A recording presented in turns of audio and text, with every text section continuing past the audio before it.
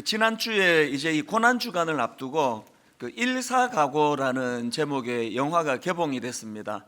저는 이제 이날을 메모해 놓고 기다렸다가 이제 제일 첫 시간에 제가 이제 이 영화를 같이 아는 목사님과 같이 이제 봤는데요. 일제 강점기에 이제 이 신사참배 광요에 굴하지 않고 끝까지 저항하시다가 순교하신 주기철 목사님의 일대기를 그린 영화입니다. 너무 많은 생각을 제가 하면서 그 영화를 봤는데, 특히 저는 그 영화를 보면서 계속 제 머릿속에 머무는 한 가지 생각이 있었습니다. 나도 저 주기철 목사님처럼 하나님 앞에 부끄럽지 않은 종이 되면 좋겠다, 이 생각이 막 계속 머릿속에 맴도는 겁니다. 제가 왜 이런 생각을 계속 하게 됐냐 하니까 그 영화에 많은 목사님들이 등장합니다. 그런데 제가 가만히 보니까 거기 등장하는 목사님들이 딱 두 종류, 부류로 딱 나누는 거예요. 하나님 앞에 부끄러운 목사님이 있고요, 주기철 목사님처럼 하나님 앞에 부끄럽지 않은 목사님이 있더라고요.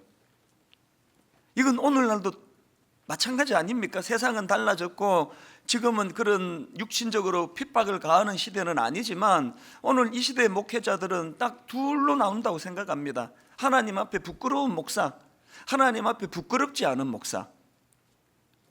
그 영화를 다 보고 나서도 그 생각이 계속 머릿속에 맴도는 겁니다. 어떻게 하면은 제가 하나님 앞에 부끄럽지 않은 이 목사가 될 수 있을까? 그런 생각을 하면서 이런저런 그 생각을 하다가 불쑥 떠올랐던 게 요한복음 14장 16절 17절이었습니다. 내가 아버지께 구하겠으니 그가 또 다른 보혜사를 너희에게 주사 영원토록 너희와 함께 있게 하리니 그는 진리의 영이라. 세상은 능히 그를 받지 못하나니 이는 그를 보지도 못하고 알지도 못함이라. 그러나 너희는 그를 아나니 그는 너희와 함께 거하시며 또 너희 속에 계시겠습니다. 예수님께서 이 약속의 말씀을 여러 차례 걸쳐서 주셨는데요, 지금 오늘 본문의 그 제자들 입장에서는 자기들이 지금 갖고 있는 참 경험에서 나온 겸손함이 뭡니까? 이제 예수님 없으면 우리 오합지졸이다, 이제 예수님 없으면 우리는 능력을 발휘할 수가 없다. 그 긴장된 마음으로 그렇게 함께 모여가지고 뜨겁게 주님 앞에 기도하는 그런 시간을 가지고 있었는데, 거기에 예수님이 약속하신 성령님을 보내주신 거예요. 얼마나 오늘 본문의 이 배경이 제자들 가슴을 벅차게 했겠습니까? 그런데 제가 주목하는 게 뭐냐면은 이제 예수님께서 떠나시면서 이제 내가 성령님을 보내주시겠다 그러는데, 그때 강조하시는 성령님의 어느 부분을 예수님이 강조하시는가 하니까 또 다른 보혜사라는 게, 성령님을 또 다른 보혜사. 이 보혜사는 원어로 파라클레토스인데요, 합성어예요. 파라클레토스, 이 두 단어가 합성이 된 뜻이 단어가 이 보혜사인데, 파라는 전치사입니다. 곁에, 또 옆에, 또 나란히, 이런 뜻을 가진 파라. 그 다음에 클레토스는 부름받은 자, 이런 뜻이니까요, 성경에서 기록되어 있는 이 보혜사는 어느 그대로 직역을 하자면 곁에 있으면서 도와주는 자, 이게 보혜사입니다. 예수님께서 내가 가고 나면 이제 성령님을 너희들에게 보내주시겠다 그러시면서 성령님의 어느 부분을 지금 강조하는가 하니까, 내 육신은 떠나서 너희들과 함께 할 수 없지만 그러나 너희들 곁에서 너희들을 도와주시는 그 성령님을 보내주시겠다는 거예요. 제가 이 말씀들을 묵상을 하면서 하나님 앞에서 참 감사가 나왔던 게, 예수님께서 이 약속을 여러 번 하시거든요. 이 누가복음의 맨 먼저 구절이 누가복음의 맨 마지막 구절이 어떻게 끝나는지 아십니까? 자, 누가복음 24장 48절 49절입니다. 너희는 이 모든 일의 증인이라. 볼지어다 내가 내 아버지께서 약속하신 것을 너희에게 보내리니 너희는 위로부터 능력으로 입혀질 때까지 이 성에 머물라 하시니라. 여러분, 이 누가복음의 속편이라고 할 수 있는 이 사도행전의 시작이 또 이 말씀의 반복으로 시작이 됩니다. 사도행전 1장 4절 5절 사도와 함께 모이사 그들에게 분부하여 이르시되 예루살렘을 떠나지 말고 내게서 들은 바 아버지께서 약속하신 것을 기다리라. 요한은 물로 세례를 베풀었으나 너희는 몇 날이 못되어 성령으로 세례를 받으리라 하셨느니라. 자, 여러분, 이 두 구절을 합하면은 어떤 결과가 나옵니까? 위로부터 임하는 능력 차원에서 성령님을 보내주시겠다는 겁니다. 그렇기 때문에 이 위로부터 임하는 능력이신 성령님을 경험하기 전에는 뭐 사역한다고 그렇게 설치지 말라는 거예요. 이 성령님을 기다리라는 거예요. 제가 이 말씀을 보면서요, 요한복음 14장 17절에 의하면은 그는 진리의 영이라 세상은 능히 그를 받지 못하나니 이는 그를 보지도 못하고 알지도 못함이라. 이걸 보니까 예수 믿는 크리스천들이 두 종류인 것 같아요.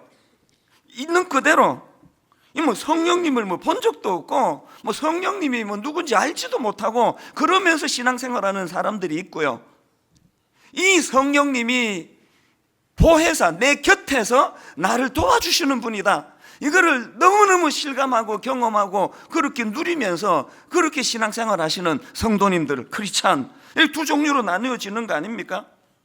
만약에 저 같은 목회자가 도대체 성령님이 누구신지, 성령님이 뭐 하시는 분인지 보지도 듣지도 못한 상태로 목회를 한다고 하면은 그건 재앙 아닙니까?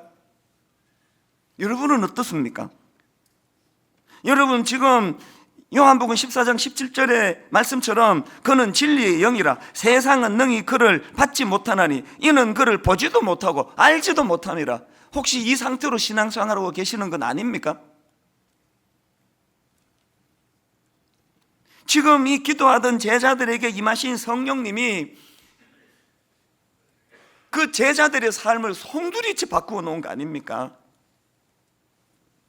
예수님 없으면 그렇게 그냥 오합지졸 같은 그 제자들이 사도행전에서 얼마나 놀라운 능력과 역사를 그 사도들을 통해서 펼쳐나가시지 않습니까? 이 보혜사, 곁에 서서 도와주시는 분이 계셔서 그런 거 아니겠습니까? 저는 이 본문 말씀을 이렇게 묵상하면서 용기가 생기는 거예요. 저는 비록 주기철 목사님 같은 이런 큰 그릇은 아니지만, 그러나 주기철 목사님 곁에 서서 그가 순교할 수 있기까지 힘을 주셨던 그 성령님이 제 곁에서 저에게도 역사하시기 때문에 나 같은 이런 겁쟁이도 주기철 목사님 같은 길을 걸어갈 수 있는 거구나, 용기가 생기는 겁니다. 그래서 저는 오늘 이 성령과 부흥이라는 제목을 가지고 이제 이 보혜사로 우리와 함께 하시는 성령님, 그래서 이제 이번 주 다음 주에 걸쳐서 이제 두 번에 걸쳐서 성령님에 대해 살펴보려고 하는데요, 우리가 성령님에 대해 여러 각도로 살펴볼 수 있지만 이제 오늘 본문을 기준으로 해가지고 성령님은 혼미한 이 시대를 살아가는 우리에게 어떤 역할을 하시는 분인가 한 두 가지로 정리를 해보았습니다. 자, 여러분, 성령님은 우리를 위해 어떤 역할을 하십니까? 첫째, 삶 속에서 능력 있는 삶을 살도록 도우시는 분이라는 겁니다.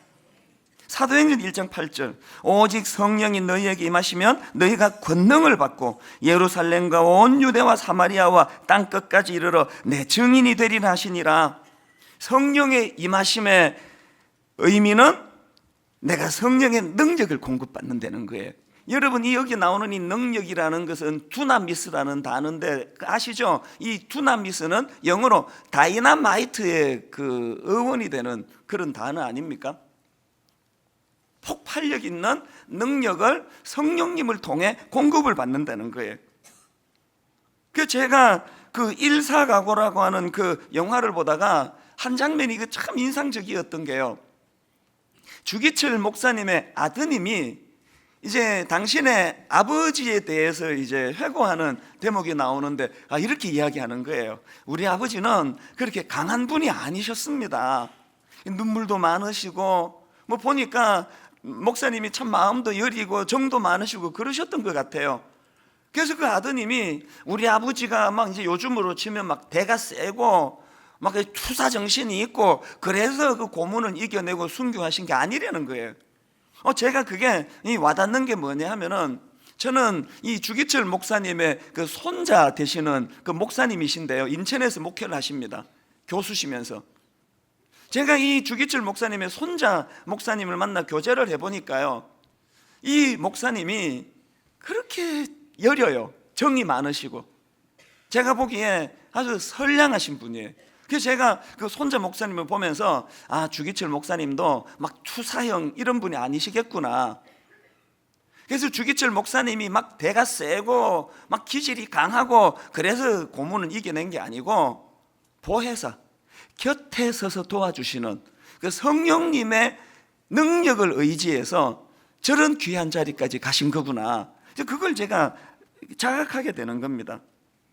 여러분, 그 지난주 말미에 제가 소개해드렸던 그 여전도사님도 마찬가지 아닙니까? 밤 12시 반에 병원 응급실에서 전화가 와가지고 그 딸이 지금 교통사고를 당했는데 가보니까 어깨, 팔 다 부러지고 갈비뼈 부러지고 갈비뼈가 부러지면서 폐를 찌르고 온 얼굴에 막 피범벅이 돼 있는, 그래서 남편은 그 딸 얼굴도 못 보던 그런 상황에서 이 여전도사님이 60가지가 넘는 감사 제목을 적어낼 수 있는 힘, 여러분, 이 여전사님 제가 잘 아는 분인데요, 이렇게 막 세고 강한 분 아닙니다.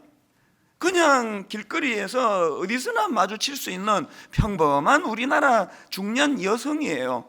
그러나 그 내면에서 딱 이런 일이 일어날 때 그것 때문에 절망하고 좌절하고 무너지는 것이 아니라 거기에서 60가지 넘는 감사를 적어낼 수 있는 힘을 가진 이런 강한 여성으로 바뀔 수 있는 건 보혜사, 기도하는 분이니까 이 여전도사님 곁에서 이분을 도와주시는 성령님이 계셔서 이게 가능하다는 겁니다. 여러분, 지금 한국 교회가 뭐 위기다, 교회의 부흥은 어렵다, 전도가 안 된다, 이런 이야기들이 많이 지금 난무하는 시대 아닙니까? 그럼 우리가 어떻게 해야 됩니까? 우리를 도와주시는 보혜사 성령님을 간절히 갈망하며 구해야 되는 시대라는 거 아닙니까? 바울이 에베소서 4장 30절에서 강조한 것처럼, 여러분 혹시 우리 내면에 이 성령님을 근심케 하는 죄된 것은 없는지, 오늘 내 안에 성령님께서 근심하셔서 주님 앞에 회개할 부분은 없는지, 악한 것들이 내 영혼에 가득 차 있어서 도대체 지금 동시대를 살아가는 저 전도사님은 저런 성령님의 능력을 힘입어 저렇게 강하게 살아가는데 나 왜 맨날 이렇게 그냥 맨날 초라하게 떨고 불안하고 왜 이렇게 살아갈 수밖에 없느냐?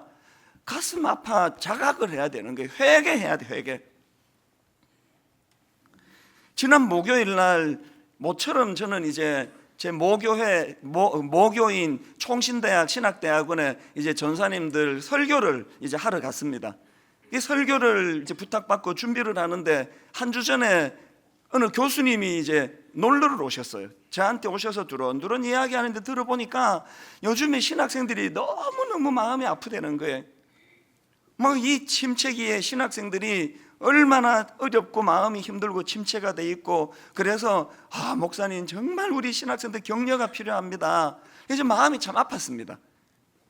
그래서 이제 지난 목요일 날 모처럼 그 총신신대원에 가보니까 그 큰 강당에 막 그 젊은 신학도들이 막 꽉 차 한 1,500명이 모였습니다. 얼마나 귀합니까? 여러분, 이 암흑 같은 이 시대에 그래도 주의 종이 되겠다고 그 젊은 시절에 그 하나님 앞으로 나와 그 신학도가 되어 있는 그분들이 너무너무 귀하잖아요. 저분들이 저렇게 그냥 사기가 꺾여 있고 한 게 우리 기성세대 목회자들 잘못인 것 같아서 난 너무 마음이 아프고 그들에게 너무 미안했습니다. 그 예배가 다 끝나고 집으로 돌아오는데도 마음이 안 편하더라고요. 그래서 제가 불쑥 무슨 생각이 들었냐 하니까, 지금 우리 교회 안에도 신학 공부하는 전사님들이 많은데 이분들 내가 용돈을 좀 줘야 되겠다. 근데 1,500명은 줄 자신이 없는데 뭐 12~13명은 내가 줄 수 있겠다. 그래서 이제 좀 보자 그랬습니다. 이제 금요일 날 수업 다 끝나면 잠깐 나한테 이제 오라고 그러니까 이제 다 왔더라고요. 이제 분위기 좋았습니다. 이제 그래서 내가 봉투 쫙 나눠주고 막 전사님 기분 좋아하고 이러는데요. 한참 그러고 있는데 그 어떤 우리 교회 그 참석한 전도사 한 사람이 목사님 질문이 하나 있습니다. 그러면서 그 뭐냐 그러니까 몇 주 전에 분당 우리 교회에서 그 남성주의를 하지 않았습니까? 예배의 영광은 하나님이 받으시는데 그 남성주의를 그래서 그 남성이 그 영광을 받아서 되겠습니까? 그 질문을 하더니 이때까지 분위기 좋아가지고 제가 웃으면서 그거 당신이 오해한 거다. 그날 예배의 주인공이 남성이라는 뜻이 아니고 너무너무 우리 가장들이 힘들어 하시니까 예배의 주인공 되시는 하나님께 우리 남성들을 기도해 드리는 시간으로 그러려고 그렇게 남성주일로 했다. 그걸 설명을 했더니 또 그 옆에 있던 전사가 또 뭐라고 이야기하고 또 그 다음에 또 누가 뭐라고 이야기하고 우리 교회는 뭐 이게 좀 문제 아닙니까? 뭐 저게 문제가 아닙니까? 그러더니 누가 제 설교를 가지고 그 전사님이 그 목사님 설교에 뭐 문제가 있는 것처럼 목사님 설교는 막 위로는 그렇게 많은데 막 소명을 불어주고 뭐 그런 거는 좀 약한 거 아닙니까? 그리고 또 목사님 설교에 회개가 약하지 않습니까? 그런데 너무 당황이 되는 거예요. 야, 이 세상 진짜 많이 변했다. 저는 교육 전도사 시절에요, 옥하는 목사님이 떨려가지고 얼굴도 잘 못 쳐다보던 사람인데 막 제 설교를 가지고 막 이제 이렇게 문제를 제기하고 그래서 난 막 그때 제 계속 막 설명하고 이제 그 약한 지체들을 위해서 회개하라는 이야기를 이렇게 잘 녹여가지고 그렇게 뭐 막 이 설명을 하고 막 그랬는데요, 사실 처음 만날 때 4시 20분에 만나자 그래가지고 봉투 나눠주고 10분 만에 끝내고 4시 반에 끝내려고 했는데 그날 7시까지 했습니다. 7시까지 막 계속 설명해도 계속 또 질문하고 막 그래가지고 그래서 그렇게 이제 길게 다 하고 집에 들어가 보니까 이 2가지 감정이 제 마음속에 있는 거예요. 하나는 아주 괘씸한 거예요. 아니 이제 용돈 주자고 부른 사람한테. 그리고 또 한 가지 마음이 성령님께서 이 순수한 그 신학 공부할 때 얼마나 순수합니까? 이 순수한 신학도들을 통해서 저한테 책망하시고 깨우쳐 주시기 원하는지 모른다. 그래서 이게 이 전자의 이 본능 아주 그 괘씸하고 얄밉고 근데 다시는 봉투 주나 봐라 막 이런 생각을 하는 마음 하나 하고 여기에도 내가 귀를 기울여야 되는 거 아닌가. 이 두 마음이 저녁 내내 이제 잠자리 들 때까지 그리고 새벽에 일어나 가지고도 계속 그 두 마음이 저 안에서 이제 이 갈등을 일으키는 거예요. 그 제가 기도하면서 후자 이 신학생들의 말을 통해서 하나님 성령님께서 내게 깨우쳐 주기를 원하신다. 그래서 이제 그 문제 제기한 제일 많이 문제를 제기한 그 전도사님한테 제가 메일을 보냈습니다. 오후에 나한테 좀 오라고. 이제 왔어요. 엄청 긴장했더라고요. 이제 막 그냥 제가 막 그냥 막 야단치고 그러려는 줄로 알았나 봐요. 그래서 막 크리넥스로 땀 닦아라 그러려고 부른 게 아니고 그럼 사실은 내가 어젯밤에 집에 가서 이 2가지 마음이 있었는데 그러나 내가 이제 당신을 통해서도 하나님이 내게 말씀하실 거라 믿고 그래서 이제 어제는 우리가 논쟁하느라고 정반합 이렇게 변증법적으로 그렇게 대화를 하느라고 내가 반박하고 그랬는데 내가 오늘은 일절 반박하지 않을 거니까 내가 무조건 내가 그걸 수용할 마음으로 왔으니까 하고 싶은 이야기를 다 시원하게 해라고. 그랬더니 막 처음에 막 땀 삐질삐질 흘리고 그러던 게 또 말 다 하더라고요. 1시간을 했어요. 1시간 막 쫙 이야기하는데 여러분 제가 어제요 그 전도사님 말을 녹음을 하며 들었습니다. 필기를 하며 들었습니다. 하나님께서 이 젊은 신학도를 통해서도 저에게 경고하시고 저에게 말씀하신다고 그렇게 제가 그것을 수용을 하고 그 이야기를 다 듣고요. 그리고 오늘 새벽에 3시에 일어나가지고 하나님 앞에서 제가 시인할 수밖에 없었던 거, 이 전도사님 말 다 맞다. 내가 교회 개척 초기에는 막 굉장히 야성을 가지고 회개를 촉구하고 그렇게 살면 안 된다고 막 그런 그 촉구가 많았는데 자꾸 나이가 들어가니까 50대 중반이 되니까 남성 호르몬보다 여성 호르몬이 점점 많이 저한테 배출이 돼가지고 여러분을 보면 너무 안쓰러운 거예요. 이거 얼마나 힘든데. 그래서 자꾸 그 위로하는 이런 메시지가 많았다고. 그래서 제가 하나님께 회개하는 시간을 가졌습니다. 다음 주일부터 이제 각오하십시오. 이제 여러분, 분당 우리 교회 부흥을 위해서 이 교회 단임 목사인 제가 해야 되는 건 하나더라고요. 회개예요. 하나님이 맡겨주신 이 목양을 그냥 등이나 긁어주고 그냥 기분 좋은 소리만 하고 내가 그렇게 목견하고 있는 건 아닌가.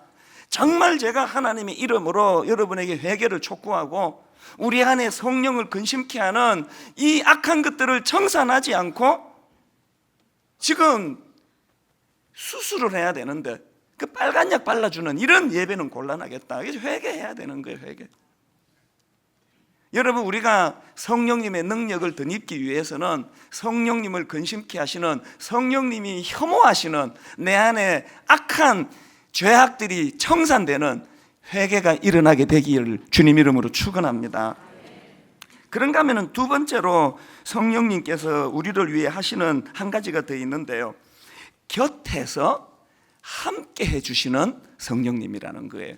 그분이 우리에게 능력도 주시고 뭐 이것도 주시고 저것도 주시는 기능적인 것보다 더 중요한 거예요.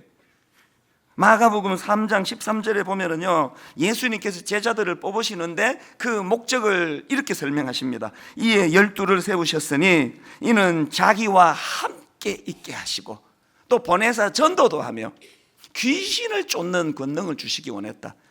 예수님이 제자들을 불러서 원하시는 많은 일들이 있었지만 가장 우선되는 거, 가장 첫째 되는 거, 그들과 함께 하시기 위해서. 그래서 여러분, 예수님께서 이 땅에 오신 성육신 사건의 의미를 마태복음 1장 23절은 그 의미를 이렇게 부여합니다. 보라, 처녀가 잉태하여 아들을 낳을 것이요 그의 이름은 임마누엘이라 하리라 하셨으니 이를 번역한즉 하나님이 우리와 함께 계시다 함이라. 예수님의 성육신 사건은 이 외롭고 고독한 우리들 삶 속에 함께 하시기 위해서예요. 근데 여러분, 오시면서 너희들과 함께 하려고 내가 인간의 몸으로 이 땅에 왔다, 이건 이해가 되는데요, 마태복음 맨 마지막 구절이 어떻게 끝나는지 아십니까? 마태복음 28장 20절, 내가 너희에게 분부한 모든 것을 가르쳐 지키게 하라. 볼지어다 내가 세상 끝날까지 너희와 항상 함께 있으리라. 이 모순 아닙니까? 지금 예수님이 오신 게 아니고 떠나시는 중에 떠나시는, 근데 내가 너희들과 함께 한다는 거예요. 바로 이 모순 같은 이 말씀을 성취하신 사건이 오늘 본문 사도행전 2장의 성령 강림 사건이라는 거예요. 왜 그렇습니까? 예수님의 약속이 뭡니까? 요한복음 14장 16절, 내가 아버지께 구하겠으니 그가 또 다른 보혜사를 너희에게 주사 영원토록 너희와 함께 있게 하리니. 그래서 우리는 자꾸 물어야 됩니다. 고린도전서 3장 16절, 너희가 하나님의 성전인 것과 하나님의 성령이 너희 안에 계시는 것을 알지 못하느냐. 성령님의 엄청난 기능과 역할 중에서 예수님이 규정해 주시는 성령님의 가장 중요한 기능은 보혜사. 그래서 저는 지난주 내내 이 보혜사를 뜻하는 파라클레토스 가운데 앞에 이 파라 곁에, 제가 참 많은 생각을 하면서 한 주를 보냈는데요, 참 제가 당황스러웠던 게, 이렇게 이제 이 성령님에 대해서 묵상하고 또 은혜를 받고 그러고는 이제 깔끔하게 그와 연관되는 찬송가 하나가 탁 떠올라가지고 이제 이 찬송가로 묵상을 마무리하면 이제 좋은 설교가 되는데, 당황스러운 게 그 와중에 유행가 하나가 탁 떠오르는 게, 유행가. 저랑 비슷한 연배의 분들은 이 노래 다 아실 거예요. 그 송창식 씨가 불렀던 우리는이라는 그 유행가인데요, 내가 지금 내 곁에 계시는, 나와 함께 하시는 그 성령님을 묵상하는데 이 유행가가 딱 떠오르는데 막 엄청 제가 은혜를 받은 거예요. 그 노랫말 다 아시죠? 우리는 빛이 없는 어둠 속에서도 찾을 수 있는, 우리는 아주 작은 몸짓 하나라도 느낄 수 있는, 우리는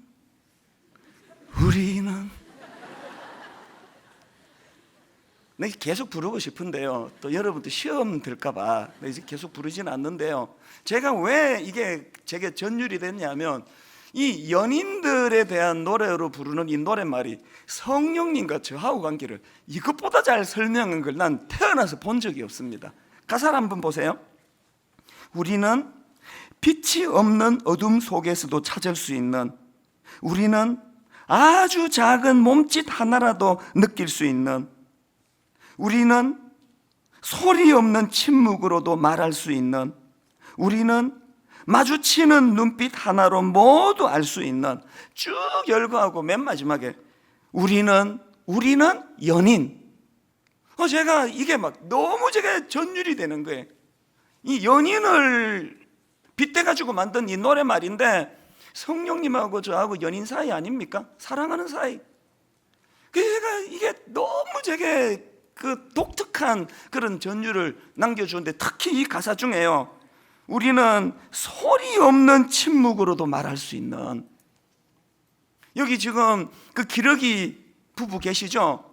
애들 교육을 위해 가지고 부인은 애들하고 LA 캐나다 가 있고 호주에 가 있고, 남편은 돈 버느라고 지금 여기 한국에 남아 따로 생활하시는 뭐 이 대단한 분들 아닙니까? 근데 여러분이 지금 우리 부부가 기러기 부부 해도 될지 안 될지 점검하는 잣대를 말씀드릴까요? 여러분 부부 사이가요, 소리 없는 침묵으로도 말할 수 있는 이 정도 깊은 친밀감 없으면 안 하는 게 좋습니다. 거의 99% 바람납니다. 남편 떠나가고 다른 좋은 남자 나타나면 100% 이 마음 뺏기는 거예요. 어디까지 가야 되느냐? 남편이 내 곁에 없어도, 남편이 내게 뭐 자주 통화하고 얼굴 보고 이런 거 없어도 우리는 침묵으로도 말할 수 있는 성령님과 저하고 관계 아닙니까? 제가 지난주 목요일이든가 금요일이든가 이게 막 너무 감동이 돼가지고 이제 교회로 출근하면서 이제 걸어가면서 이 노랫말을 제가 이렇게 생각한 거예요. 그 다음 가사도 너무 주옥 같아요. 우리는 바람 부는 벌판에서도 외롭지 않는, 우리는 마주 잡은 손끝 하나로 너무 충분한, 우리는 기나긴 겨울밤에도 춥지 않는, 우리는 타오르는 가슴 하나로 너무 충분한. 그래서 수없이 많은 날들을 우리는 함께 지냈다. 생명처럼 소중한 빛을 함께 지녔다. 너무 내가 감동이 돼가지고요, 이 노랫말을 이렇게 묵상하다가 길을 가는데 갑자기 눈물이 핑 도는 거예요. 이 노랫말이 제가 90년에 막내 아들 그냥 보따리 2개 들고 저 혼자만 한국으로 되돌아와가지고, 저희 아버지는 부산의 그 고신대학교를 나오신 고려파 고신 목사님이신데 내가 주소를 잘못 알고 총신으로 가가지고 얼마나 외로웠습니까? 얼마나 말로 다 할 수 없는 그 외로웠던 그 신학교 1학년 시절에 성령님이 내 곁에 팔아 내 곁에 소리 없는 침묵으로 말하시는 그 성령님의 은혜 때문에 얼마나 제가 그 1년을 황홀하게 보냈는지 눈물이 나는 거예요. 신학교 졸업하던 해에 청소년 사역을 시작해가지고 얼마나 떨었습니까? 사투리는 지금보다 한 10배쯤 더 심하고, 들어보니까 한국의 그 청소년들은 얼굴 작은 걸 그렇게 좋아한대요. 그 주먹만한 얼굴을 좋아한다는데 저는 주먹이 3개 나와요. 이래가지고 내가 무슨 청소년 사회 가겠냐고 그렇게 위축이 돼 있는데, 여러분 그때마다 성령님께서 파라클레토스 할 때 내 곁에서 얼마나 용기를 주셨는지. 내가 너를 청소년 사역자로 세울 때 너희 앞서 행하시는 하나님의 손길 이미 다 예비해 놓았으니 아무 걱정하지 마라. 14년 전에 여기다 분당 우리 교회를 개척하고 얼마나 두려웠겠습니까? 어른 목회라고는 해본 적이 없는 제가 어른 사역 한답시고 개척을 해가지고 벌벌 떨고 있을 때 또 성령님이 얼마나 개척 초창기에 초자연적인 역사로 제 마음에 위로를 주시고 용기를 주시고, 너 지난 10년 청소년 사역 네 힘으로 했니? 너를 분당 우리 교회 담임 목사로 세울 때 너 앞서 행하시는 이 하나님이 다 예비해 놓았으니 아무 염려하지 마라. 그 지난 14년 그 하나님의 팔아 함께 내 곁에. 제가 그날 막 길을 걷는데 너무너무 눈물이 나는 거예요. 그래서 제가 사무실에 딱 들어와가지고 자리에 털썩 주저앉는데 갑자기 무슨 생각이 드는가 하면은요, 지금도 시골의 농어촌 교회 전 성도 다 해가지고 할머니 할아버지 10분, 지금도 개척하는데 교회가 안 돼가 요즘은요 성도들이 야가가지고 개척교회 안 가요. 고생한다고. 너무너무 오늘날 고생하는 신실한 개척교회 목사님 많으시거든요. 그 사모님들의 눈물을 여러분 아세요? 제가 그 자리에 앉아 있는데 갑자기 그분들 생각이 나는 거예요. 제가 개척교회 해봐서 아는데 그 두려움, 그 불안.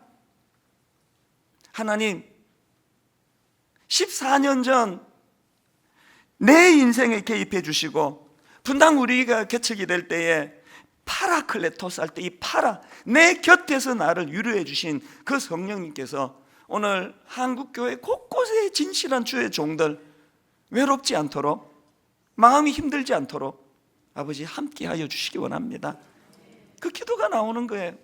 그런가 하면은 오늘 수많은 우리 젊은 신학생들, 우리 같은 기성세대들이 교회를 그냥 이 지경으로 만들어 놓아가지고 그 뒤치다꺼리를 이제 그 후배들이 해야 되는데 그들을 불쌍히 여겨주시고, 오늘 분당 우리 교회 수많은 성도들이 지금 이렇게 외롭고 저렇게 마음이 힘든데 오늘 곁에 계시는 보혜사 성령님, 저들이 외롭지 않도록 은혜 주시기 원합니다.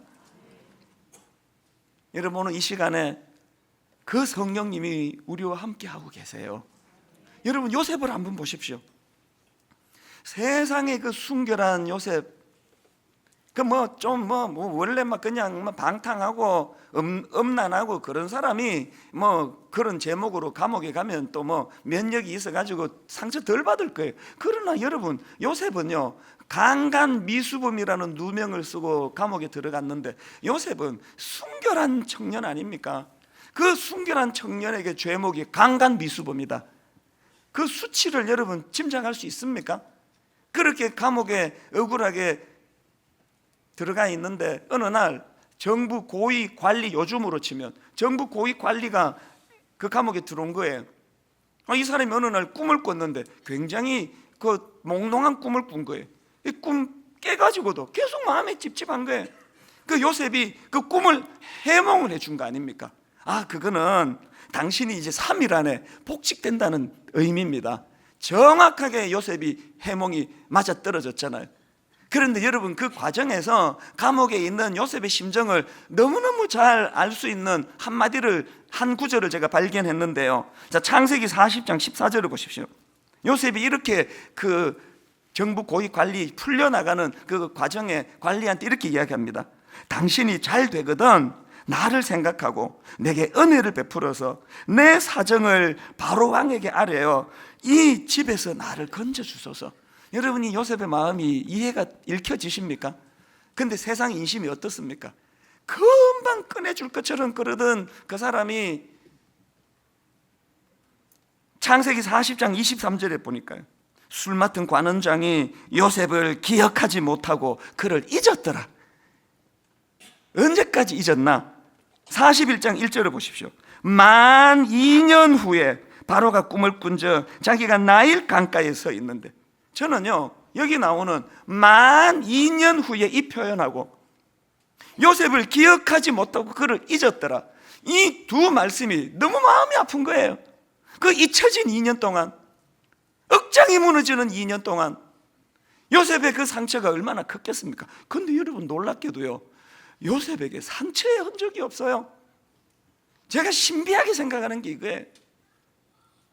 감옥에서 요셉이 공황장애가 왔더라, 우울증이 왔다, 불면증으로 고통하더라, 이게 흔적도 없어요. 이거하고 완전히 다르게요, 요셉을 묘사하는 창세기 39장 2절을 보십시오. 여호와께서 요셉과 함께 하심으로 그가 형통한 자가 되어, 23절 여호와께서 요셉과 함께 하심이라 여호와께서 그를 범사에 형통하게 하셨더라. 왜 그런 억울한 누명을 쓰고 감옥에 가도 상처를 안 받는지, 2년의 잊혀진 세월 가운데 요셉이 상처를 안 받을 수 있었던 비결, 성령님이 함께 하신 성령님. 그리고 하나님이 함께 하시는 그 인생이라면, 그게 누명 쓰고 감옥 가 있는 그것이라면 그 감옥이 형통한 길이라는 거예요. 바울도 마찬가지 아닙니까? 사도행전 23장 10절을 보십시오. 큰 분쟁이 생기니 천부장은 바울이 그들에게 찢겨질까 하여 군인을 명하여 내려가 무리 가운데서 빼앗아 가지고 영내로 들어가라 하니라. 그 다음 보세요. 그날 밤에 주께서 바울 곁에 서서 이르시되 담대하라. 지금 바울이 억울하게 감옥에 갇혀 있는데 바울이 왜 사기가 꺾이지 않고, 왜 상처받지 않고, 왜 담대하게 자기 역할을 감당할 수 있었나? 하나님께서, 주께서 바울 곁에 서서. 그런가 하면은 디모데후서 4장 16절도 보십시오. 내가 처음 변명할 때에 나와 함께 한 자가 하나도 없고 다 나를 버렸으나. 어떤 상황인지 아시겠죠? 그렇게 바울을 추종하고 따르던 그 바울의 제자와 바울의 사람들이 힘들다고 바울을 배신하고 떠나고, 여러분 이게 얼마나 쓰라린 일이에요. 근데 바울이 어떻게 반응하느냐? 그들에게 허물을 돌리지 않기를 원하노라. 이게 어떻게 가능했나? 17절 주께서 내 곁에 서서 나에게 힘을 주심은 나로 말미암아 선포된 말씀이 온전히 전파되어 모든 이방인이 듣게 하려 하심이니. 여러분 배신당해 보셨습니까? 너무너무 믿었던 사람에게 배신당하는 상처를 경험해 보셨습니까? 목회자들은 거의 한두 번 다 겪습니다. 얼마나 쓰라린지 아십니까? 잠이 오지 않아요. 얼마나 마음이 낙심이 되는지 아십니까? 바울은 그런 일을 여러 번 겪었던 종이에요. 그러나 그가 낙심하지 않을 수 있었던 것, 이게 어떻게 가능했다고요? 주께서 내 곁에 서서. 오늘 보혜사 파라클레토스, 곁에, 가까이, 파라. 우리 왜 맨날 이렇게 낙심합니까? 그 맨날 그 상처받았다고? 맨날 배신당했다고? 우리에게 절실히 필요한 것, 보혜사 성령님 내 곁에. 결론을 맺으려고 합니다. 여러분, 이 보혜사를 뜻하는 파라클레토스에서 영어 세 단어가 파생이 되는데요. 하나는 헬프예요. 헬프. 이 파라클레토스는 영어로 세 가지 단어로 번역될 수 있는 단어예요. 헬프. 두 번째 카운셀러. 세 번째 컴포트. 우리말로 위로자.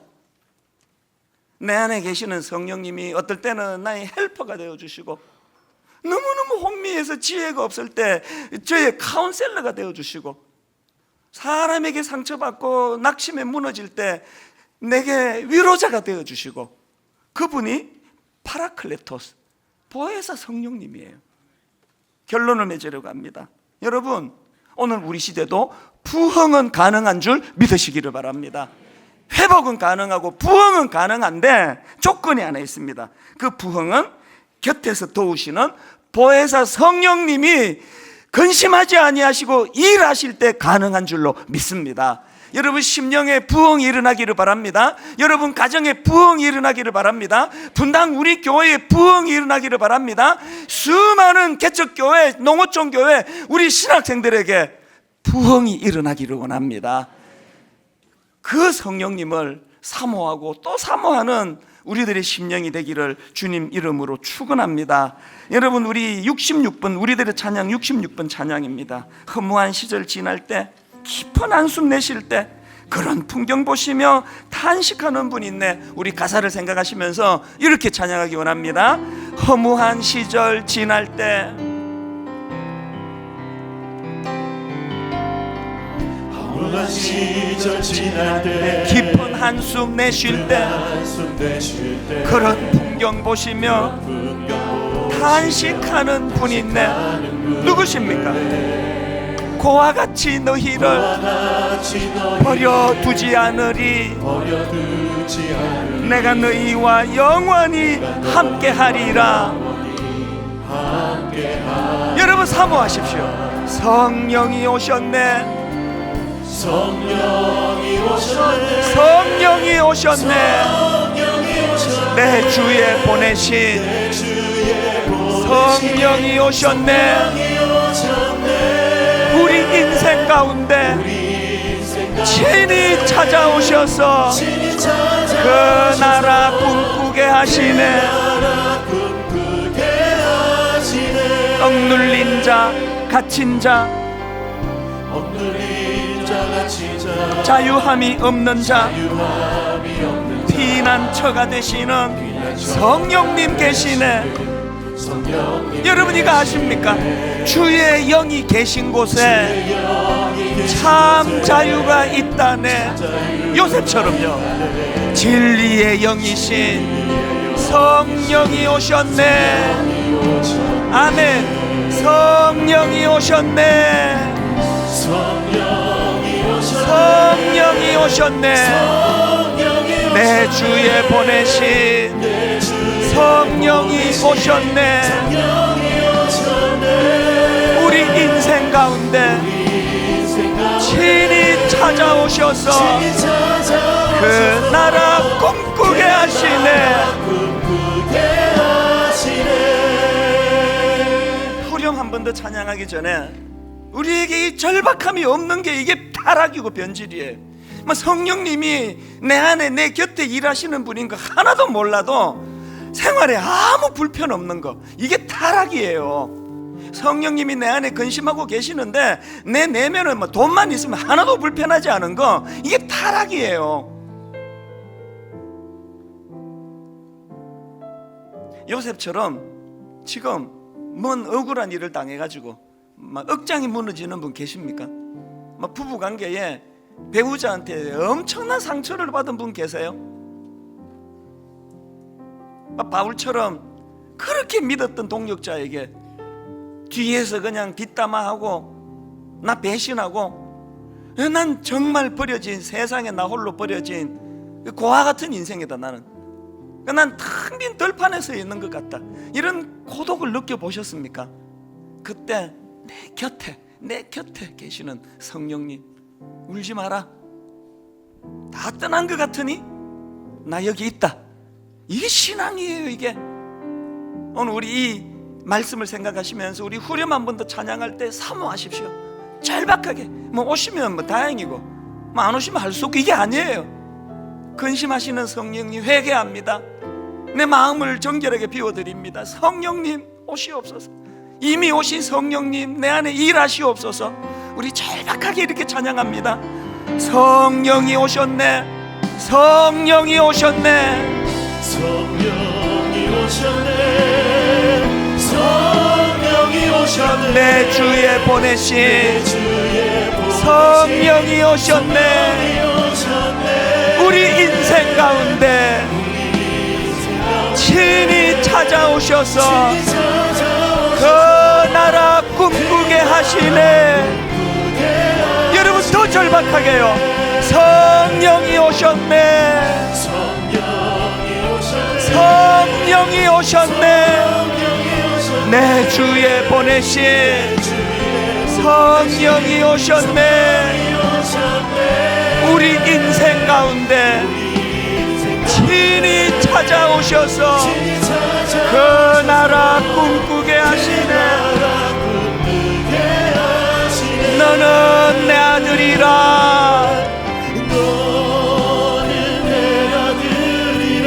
오늘날 내가 너를 낳았도다.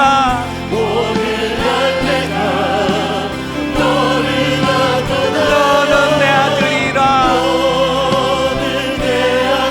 나의 사랑하는 내 아들이라. 언제나 변함없이.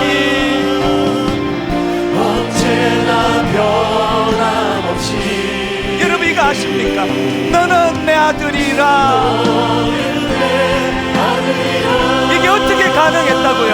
나의 십자가 고통, 태산의 그 고통으로 내가 너를 낳았으니.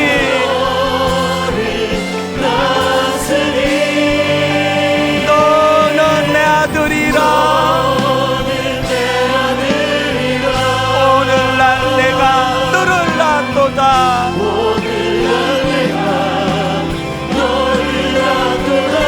너는 내 아들이라.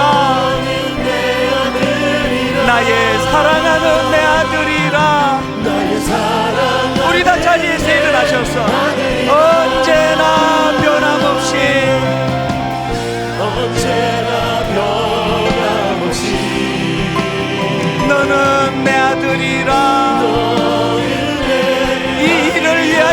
십자가 지신 예수 그리스도, 나의 십자가 고통, 해산의 그 고통으로 내가 너를 낳았으니 너는 내 아들이라. 오늘날 내가 너를 낳았도다.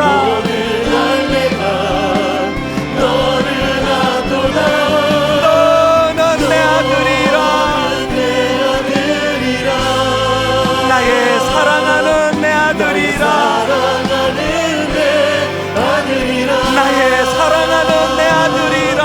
나의 사랑하는 내 아들이라.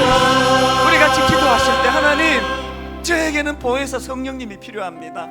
그와 같이 홀로 살아가는 인생이 아니고 내 곁에 서서 어떨 때는 헬퍼로, 어떨 때는 카운셀러로, 어떨 때는 위로자로 내게는 성령님이 필요합니다. 저를 십자가 앞으로 인도하여 주시기 원합니다.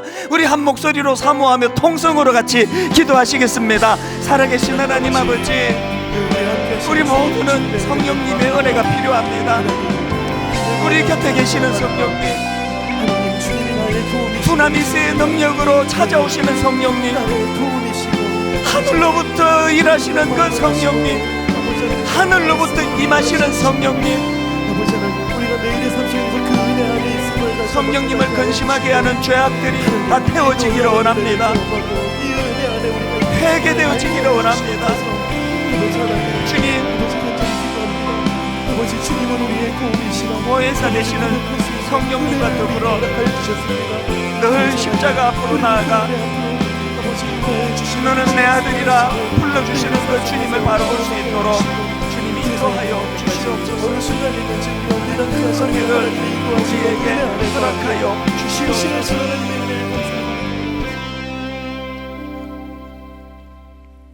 이와 같이 성령도 우리의 연약함을 도우시나니 우리는 마땅히 기도할 바를 알지 못하나 오직 성령이 말할 수 없는 탄식으로 우리를 위하여 친히 간구하시느니라. 이와 같이 성령도 우리의 연약함을 도우시나니 우리는 마땅히 기도할 바를 알지 못하나 오직 성령이 말할 수 없는 탄식으로 우리를 위하여 친히 간구하시느니라. 하나님이 성령님을 간절히 사모하며 그와 같이 버려진 인생으로 사는 것이 아니라 어떤 상황에서든 내 곁에 나와 함께 하시는 그 성령님을 누리며 살아가는, 그분과 동거하고 동행하며 살아가는 믿음의 사람들 되게 하여 주시옵소서.